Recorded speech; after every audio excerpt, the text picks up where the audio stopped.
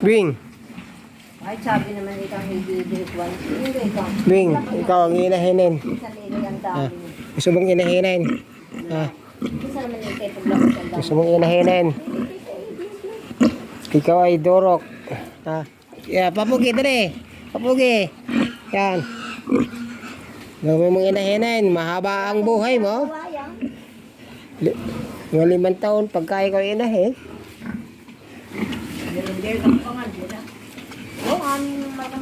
Maganda yung madaling mangande.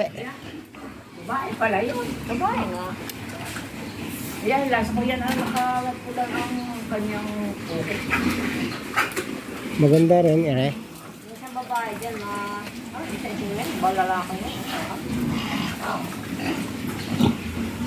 Ito, Baka taliwan sa kulay. lalaki ka, ere. Kapon. Ay, pag kapon, hindi pwedeng gawing inahin.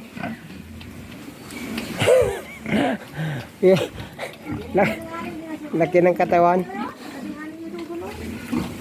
Ito. Ay, hindi rin ito pwedeng inahin.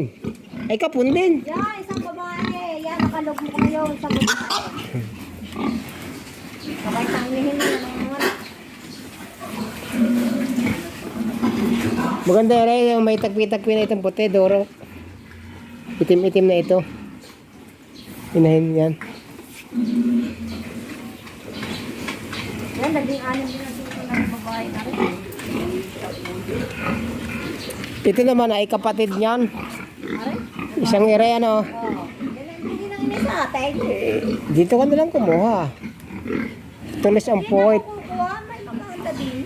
Eh, ito yung maganda rin ere. Oh. Are, sa babae nga rin. Are, babae. Labing anim na suso na rin. Ang salit ng are. 1, 2, 3, 4, 5, 6,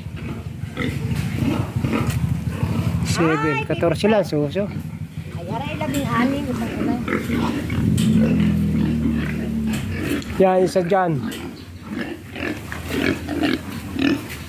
Ito, yung puting ditong dalawa, oh. Pwede pamilyahin. Yung nakahiga na yun dun, oh. Yung duro kang likod, hindi na. Isa doon, sa may kay nanay doon. Isa din eh. Bali 3 ka? Diyan. Diyan sa mga pula na yan. Ayaw ko lang ano. Yung sa pula. Ayun, yun oh. Tingnan mo doon ang sauce niya kung ilan. Yun, nakaharap doon. Yun. Maganda suso sa inyo. Ay kapon yan, hindi pwede Hindi yan. nga, babae yan nga. Alin?